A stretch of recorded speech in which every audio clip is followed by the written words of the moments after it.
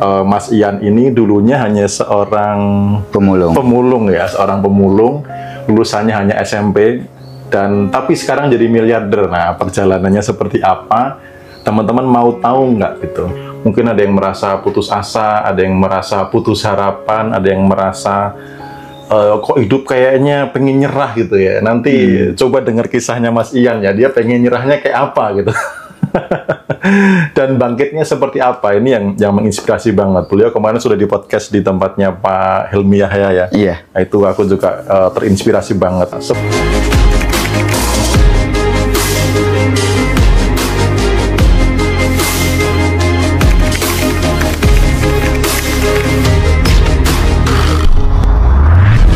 Sebelum ngobrol lebih panjang, saya pengen tahu satu kalimat Mas Ian dulu dan satu kalimat Mas Ian sekarang, biar teman-teman nih nanti penasaran sampai akhir gitu. Gimana Mas Ian? Dulu apa, siapa, dan sekarang seperti apa? Dulu saya pemulung rongsokan.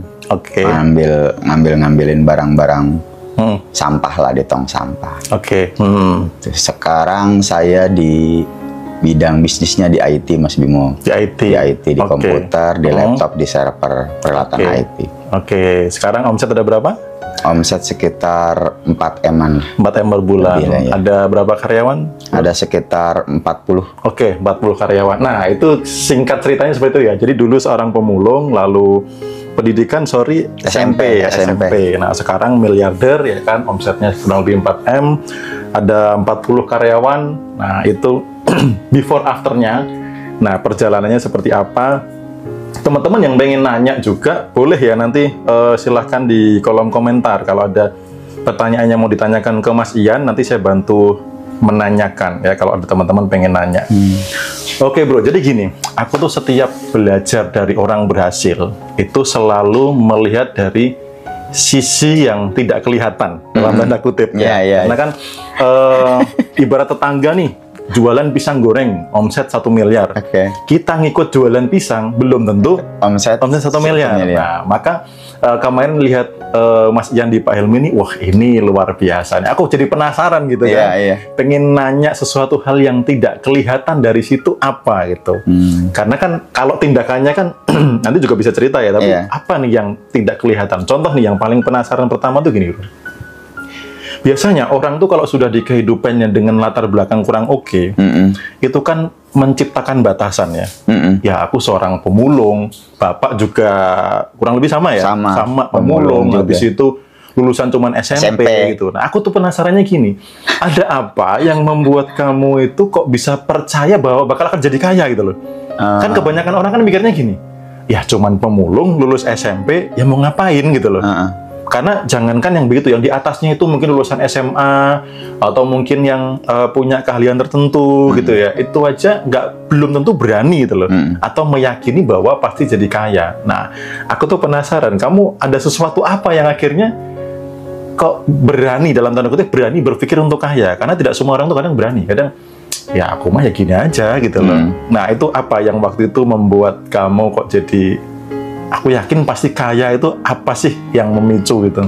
Pertamanya mah dari sisi karena yang saya cerita di podcast Pak Helmi itu ya emang karena diludahin orang, Om Bimo. Oke, jadi sempat diludahin orang ya? Diludahin orang secara batin kan, psikis, luka batin lah. Oh, ada luka batin. Ada luka batin. Oke. Ada luka batinnya. Setelah luka batin itu kan kayaknya saya bukan di sini deh gitu. Habis kayaknya bukan di sini deh, hidup saya tuh kayaknya bukan di sini. Kayaknya saya nih harus berubah deh. Kayaknya harus karena yang ngeludahin itu kan orang supir yang pakai mobil gitu ya. Pakai mobil. Nah, di situ sih kepacunya tuh mungkin termotivasinya diludahin sama orang yang lagi naik mobil. Akhirnya saya harus beli tuh mobil, atau saya kata saya kayaknya juga bisa kayak gitu loh. Bisa ngeludahin orang? Bisa. Enggak. Bisa kaya juga. Iya, bisa kaya juga deh gitu. Akhirnya yang nggak semua orang tahu tuh sebenarnya setelah perjalanan itu saya tuh kan kayak pikiran sama hati saya kan kayak ini ya, kayak apa? Kayak perang lah. Bergejolak gitu ya? Bergejolak. Kan jadinya antara hati dan pikiran kan nggak selaras. Nah, saya tuh pengen nyelarasin, pengen nenangin hati. Akhirnya ingat omongan nenek saya. Saya kata, Yan, kamu puasa. Nah, setelah puasa aja katanya kalau buat nenangin hati mah. Nah, saya tuh puasa itu, saya tuh tujuan puasa tuh gak maksud apa-apa, maksudnya enggak. Yang penting saya pengen nenangin hati. Sama niatnya saya mikir saya harus pengen nemuin jati diri saya itu sebenarnya. Saya ini udah diludahin, karena udah diludahin kan kayak lebih dari binatang gitu loh, Mas Bimo ya. Kayak lebih dari binatang, makanya saya mikir kayaknya saya harus harus menemuin jati diri saya itu sebenarnya. Ya Allah, kata saya, saya nih sebenarnya tujuan saya dihidupin tuh apa sih sebenarnya, sampai diludahin gitu. Nangkep. Nah, di situ. Iya.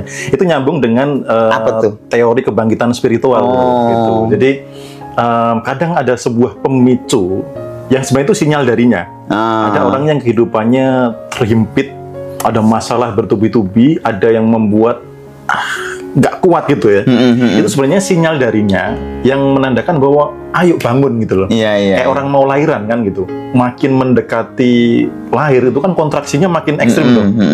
Semakin ekstrim itu semakin menandakan sebentar lagi ada kehidupan baru.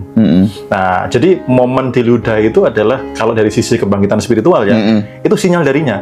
Yan, ayo bangkit gitu loh. Mungkin bisa jadi dibangunkan dengan cara pelan-pelan, nggak bangun kan. Akhirnya Tuhan minjem orang buat ngeludahin kan. Bisa jadi ya. Iya, karena aku ngamati juga gini, beberapa orang yang mengalami titik terendah atau hidup makin menghimpit, justru di situ mereka bisa lepas dan menemukan jati diri. Itu makanya aku sering bilang juga tidak semua orang terpanggil itu mendengar. Sebenarnya sinyal kebangkitan itu tiap hari ada. Tapi kadang orang respon nggak. Nah, kalau nggak respon biasanya sinyalnya makin kuat tuh. Masalahnya makin ekstrim, makin menghimpit, makin membuat orang nyerah gitu ya. Begitu ada kesadaran tadi, aku sebenarnya hidup buat apa sih gitu loh. Nah, itu sebenarnya udah arah kebangkitan kayak gitu. Jadi secara pandangan kesadaran spiritual itu seperti itu, kebangkitan. Namanya yang mengalami kebangkitan. Itu mungkin teman-teman yang penasaran, kenapa kok sampai diludahi waktu itu? Karena saya kan pakai gerobak, Mas Bimo. Pakai gerobak itu kan di Jakarta kan posisinya waktu itu kan di tanjakan. Tanjakannya lumayan tinggi lah tanjakan. Nah, saya pakai gerobak. Nah, ini kan mau naik ke atas kan lumayan pelan. Ya, lumayan pelan. Sedangkan itu gerobak kan bawa kardus, bawa besi, bawa sekitar 2 kintalan lah, lebih berat. Nah, karena kan pelan bikin macet ceritanya. Biang kerok macet itu ya? Iya. Jadi nanti bikin macet, akhirnya saya naik ke atas. Nah, setelah naik ke atas ya, setelah jalan rata, akhirnya saya minggir ya. Ada mobil ya, mobil metro waktu itu, metro mini lewat.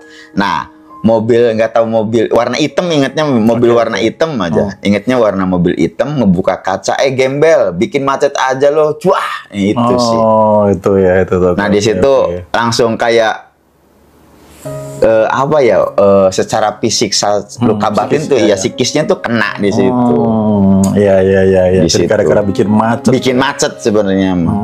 Nah, mulai di situ. Nah, kalau kesadaran sekarang nih, bersyukur nggak karena diludahin? Kalau kesadaran sekarang tuh bersyukur sih sebenarnya.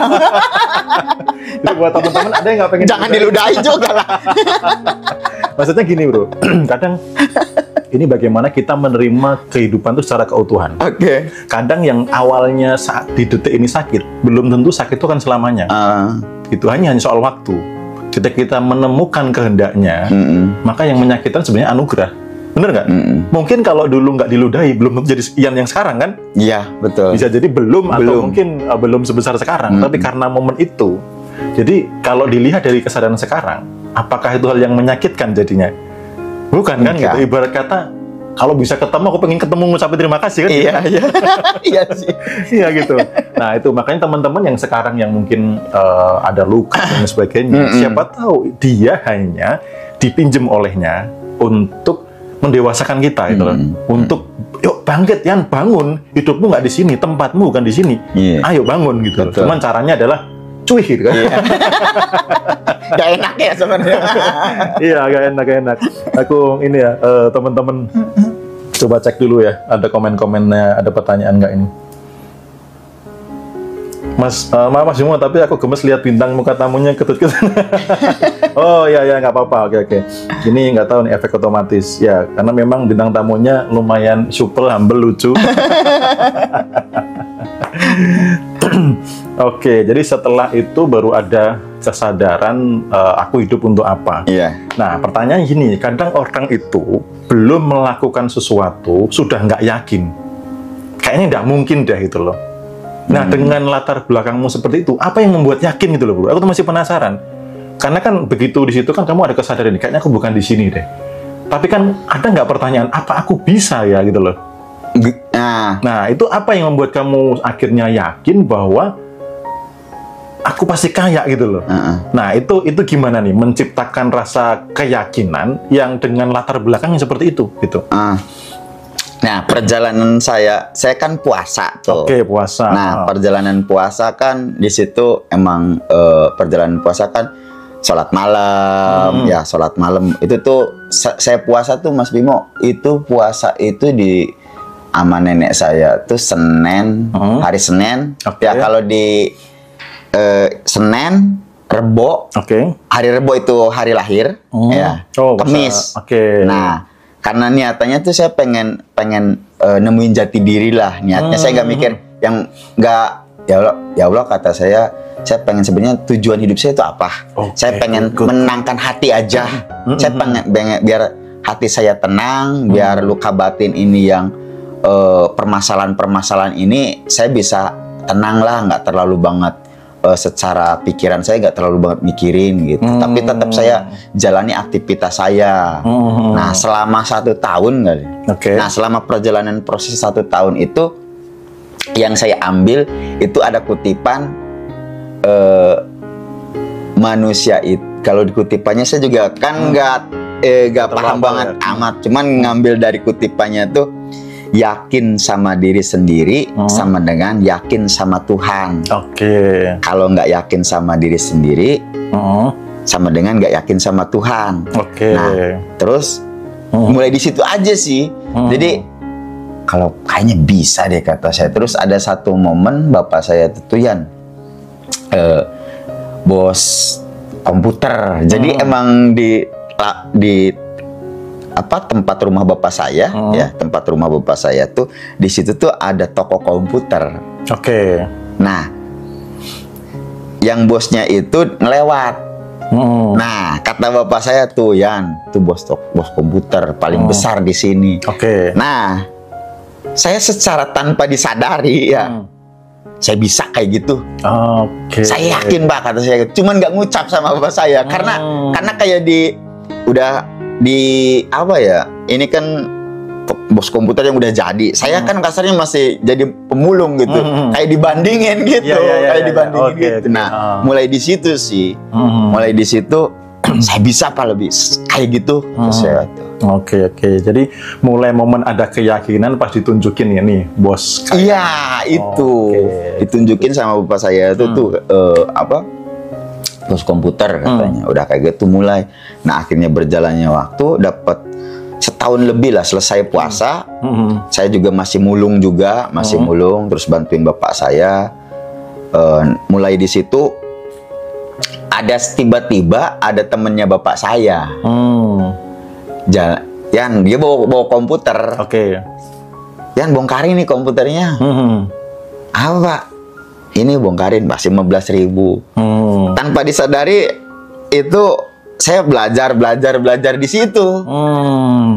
Pas saya itu dapat 6 bulan kayak 6 bulan 7 bulan. Kata Pak Ojinya yang bilang, Yan, mau nggak main komputer?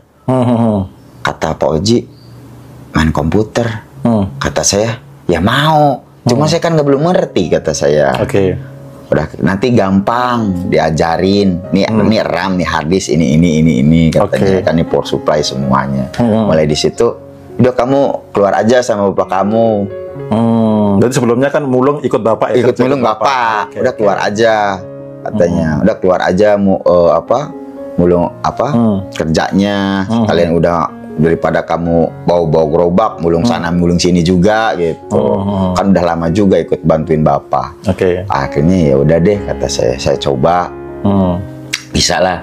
Nah, setelah saya keluar dari bapak saya mulai cari komputernya, komputer.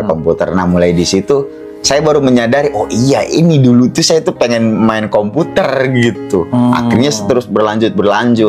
Oke, good. Berarti gini, biasanya nih orang itu kan kalau mau maju, dia seringnya nengok ke belakang. Artinya kehidupan masa lalu, secara energi itu ngalir ke masa lalu. Nah, waktu itu kenapa kamu nggak melihat, kan aku cuman SMP gitu loh, kan aku nggak punya modal gitu loh. Apa yang membuat kamu kok terus melihat ke depan gitu loh? Kayaknya ada sebuah keyakinan begitu dikasih komputer, rata-rata nih wajarnya, harusnya orang itu kan, ya aku cuma SMP, mana aku tahu. Nah, itu apa yang membuat kamu kok jadi pengen mau terbuka untuk peluang baru? Padahal kan kalau dilihat dari latar belakang kayaknya nggak mensupport gitu. Nggak mensupport. S2 lah ya, S2 SD SMP gitu ya. Iya gitu. Secara logik orang-orang itu kok mau gitu loh, suruh main komputer. Nah, karena gini, aku ketemu beberapa orang yang belum berkelimpahan. Ini sekaligus meyakinkan teman-teman ya bahwa ketika orang melepas batasan diri, melepas batasan kelimpahan, dia akan berkelimpahan. Nah, ini aku lihat kamu tuh ada momen di mana melepas batas diri, tidak mau lihat masa lalu gitu loh. Nah, coba dicerita apa yang membuat kamu kok mau, atau ada keyakinan apa atau gimana gitu? Karena keyakinan saya tuh itu kan lihat anak sama istri sih. Karena barometernya ke anak sama istri yang emang ternangis Bimo saya. Nggak apa-apa. Mau tisu ember atau ember? Enggak. Tisu ada. Soalnya kalau ngomongin itu pasti nangis saya Bimo. Jadi barometernya tuh saya nggak ngelihat ke belakang tuh karena ngelihat anak saya, istri saya yang dulu tuh anak saya tuh kalau kan ditinggal kerja sama ibunya. Nah, anak sayanya tuh sama neneknya. Nah, neneknya ini bukan ngasih susu. Tapi pakai gula aren gitu. Pakai gula aren di situ kayaknya saya harus kayaknya saya harus kayaknya di sini. Jadi rasa kalau di si energi ini ada energi cinta yang gede banget. Cinta ke anak, ke istri, ke keluarga yang membuat itu mendorong akhirnya mengabaikan yang penghambat itu yang masa lalu. Masa lalunya. Aku jadi ingat juga bro kisah itu. Sebenarnya kita ada beberapa kemiripan loh. Pernah jadi pemulung kan? Aku belum pernah cerita di mana-mana ya. Aku juga pernah mulung bro. Jadi dulu itu aku kerja di salah satu SD di Jepara. Nah, tapi mulungnya aku nggak kemana-mana. Jadi dari kantin kardusnya aku kumpulin. Habis itu sampah-sampah itu kan juga tak kumpulin tuh. Ada botol kayak gitu tak kumpulin gitu. Nah, waktu itu dapat satu gerobak dibeli 50.000 tuh udah seneng banget gitu waktu itu. Gede banget lah. Itu pernah aku di momen 1 tahun tuh di Jepara itu pernah mulung gitu. Nah, tadi ngelihat anak dikasih gula merah, aku juga pernah di titik di mana aku nyuapin anak itu hanya kering tempe sama kecap itu beberapa hari bro. Itu juga sama, nyuapin tuh kayak mau nangis gitu loh. Aku nggak bisa terus-terusan kayak gini, aku harus jadi kaya ini. Jadi, semenjak itu aku juga nggak mau lagi fokus ke masa lalu, karena dulu juga ada luka, diremehkan di pekerjaan dan macam-macam gitu ya. Kadang hidup sekarang pengen ngebuktiin sama mereka tuh gitu. Ini kan luka kan. Betul. Nah, begitu dari situ, udah aku nggak mau fokus sama luka, aku mau anak, aku mau keluarga, anak, istri, dan apalagi orang tua karena masih ya, aku mau ada untuk mereka. Dan ternyata ya itulah yang menjadi energi yang luar biasa ya gitu. Good. Nah, ada di mana waktu kemarin aku nonton di podcastnya Pak Helmi kan sempat sampai makan sisa. Gimana bro ceritanya bro? Jadi maksudnya biar teman-teman tuh tahu bahwa udah pernah ngalamin yang begini belum ini. iya. Iya. Jadi Karena kan masih ada yang suka ngeluh kan. Ngeluh. Nah coba deh Mas Ian. Jadi saya kan itu kerja sama bapak saya kan dari kerja di lapak kardus kan, lapak kardus, ember besi di lapak rongsok lah. Dari jam 9 sampai jam 9 pagi sampai jam 5 sore. Oke. Nah, itu kan saya karena digaji 900.000 per bulan. Oh, sama bapak digaji. Digaji. Nah, saya tuh mulungnya itu dari jam 9 malam, dari jam 7 malam sampai jam 12. Oke. Sampai jam 12, jam 12 saya istirahat, itu sampai jam 3. Jam 3 tuh mulung lagi. Sampai jam 5, sampai jam 6 pagi subuh. Karena kalau di Jakarta jam 3 itu buang sampah itu jam 3 pagi rata-rata malam. Nah, karena ritmenya seperti itu terus, nah jam 11, jam 12 kan kalau mau pulang lapar. Oke. Nah, itu kan saya kan udah posisi kan udah nikah. Nah, udah nikah. Saya tuh ada uang tuh ya, ada uang tuh pegang 15.000 gitu. Oke. Buat 15.000 bagi saya gede Om Bimo ya kan. Gede maksud saya daripada saya ini beliin makan ya, beliin makan. Terus pas ngambilin kardus di tong-tong sampah waktu itu di mall deket PGC sih di situ. Di mall deket PGC ada itu kan aqua banyak ceritanya ya kan. Kalau mentalnya nggak kuat kan, kalau banyak orang ya, orang aqua banyak di situ, pengen ngambil ya Om Bimo, pengen ngambil, tapi malu kan gitu kalau mentalnya nggak kuat kan di situ ya kan. Tapi karena saya bodoh amat gitu yang ambilin aquanya dah. Nah, saya pas duduk, ada tuh modelnya KFC gitu kayak McD, ya kayak McD di box itu ya. Ya di box gitu. Tadinya rencananya tuh mau ngambil aquanya. Aqua doang. Aqua doang rencananya. Cuman karena ada ayam masih utuh sama nasi masih utuh ya. Lapar ya kata saya kan. Tapi bekas bodo amat lah kata saya. Itulah kata saya, orang lapar mau beli. Sayang, saya lebih baik buat anak gitu. Buat anak istri saya aja gitu. Nanti kan lumayan saya kata dibuat berdua gitu. Nah, saya akhirnya ya udahlah, saya emang nggak apa-apa lah gitu. Makan. Itu karena sering kayak gitu, nemu lagi ya makan bekas punya orang aja udah hemat ceritanya mah. Iya, oke. Berarti ini pengorbanan seorang ayah ya teman-teman ya, luar biasa. Makanya buat yang setiap hari masih makan 3 kali mau ngeluh ya coba deh lihat ini. Good. Berarti ada makanan sisa pun waktu itu disyukuri ya? Disyukuri, alhamdulillah. Masih bisa makan gitu pemikiran saya tuh. Sehat, bisa makan, terus bisa buat anak-anak. Oke, good. Ada teman-teman mau nanya? Boleh ya, nanti saya tanyakan. Oke, salam kenal juga. Oh, Mas Ian, pernah nggak sih merasa pesimis? Jadi dalam perjalanan itu, pada saat menemukan aku hidup untuk apa, aku yakin bisa jadi bos kaya juga, perjalanan pernah nggak merasa pesimis? Mungkin ada godaan-godaan dari luar yang mengatakan kamu nggak bakal bisa atau seperti apa. Pernah nggak ngalami? Pernah. Turun gitu? Pernah. Cuman kan contoh Mama, saya kan orangnya agak ini ya Mas Bimo, agak nyeleneh lah. Kalau ini mah agak nyeleneh. Kalau di kampung mah lo mah orang gila gitu, ngerti gak Mas Bimo? Iya kan, kadang lo mah gila gitu. Cuman karena pesimis tuh saat saya di lingkungan yang emang kurang kurang support kayaknya. Circle-nya. Oke. Nah, jadi karena circle-nya kurang support, ya jadinya kadang kita pesimis. Tapi saat saya kok enak ya ngobrol sama si umpama waktu itu sama si Kardi gitu, cuma satu orang doang saya. Cuman kalau ngobrol sama dia tuh kayaknya semangat terus sayanya. Berarti dia lebih ya secara mungkin finansial, mindset dan sebagainya lebih enggak juga sih.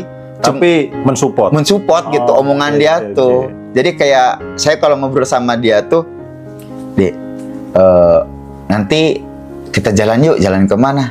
Jalan ke Sudirman. Nah, saat kita perjalanan umpama naik motor gitu ya, kan diajak dia, ya dia kan punya motor. Kalau saya kan enggak, maksudnya kalau diajak sama dia naik motor tuh, saya suka ngomong, Dek, tuh gedung itu berapa duit tuh? Mahal lah ya kan, kayak gitu Om Bimo.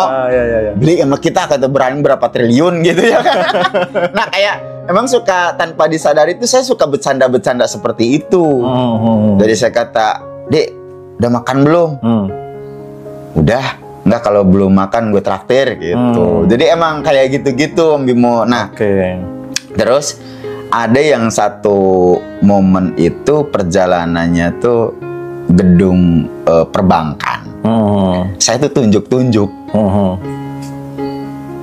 Tuh gedung perbankan ini nih, kata saya ke teman saya tuh.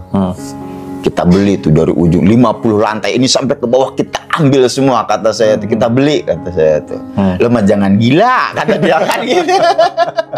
Kata ya nggak apa-apa kan, kata saya tuh cuman bercanda, kata saya tuh buat hiburan. Udah mah kita secara keadaan ya, secara saya bilang udah mah secara keadaan kita nggak punya, ya pemikiran kita punya. Saya itu pemikiran gitu Mas Bimo. Nah, lambat laun saya tuh sering terjadinya percaya dirinya tuh ya karena lingkungannya itu sih. Jadi ngobrolnya sama dia aja.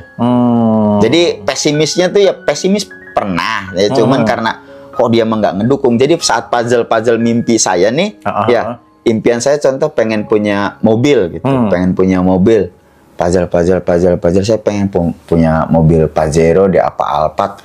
Teman saya tuh ngaco aja lo, keprak lagi puzzle saya itu kan buyar ya kan, ngerti gak? Kalau ketemu temen yang nggak mensupport jadi pesimis gitu ya. Nah, tapi saat ketemu temen yang pemikirannya sama-sama gila gitu ya, sama-sama gila gitu, malah ditambahin.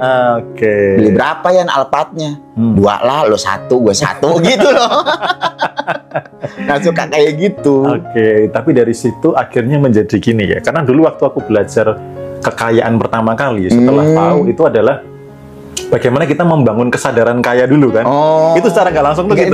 Itu tuh energi kesadaran kaya itu tuh. Kesadaran kaya. Karena kadang ada yang gini, kebalikan tuh gini. Misal orang ketemu mobil bagus, tuh mobilnya orang kaya. Artinya si ini apa? Belum kaya kan? Iya, belum kaya. Tuh tempat makan orang kaya, ya kan? Artinya di sini, itu kan doa sebenarnya. Gitu. Nah, ini memang luar biasa sih kegilaannya membangun kesadaran kaya.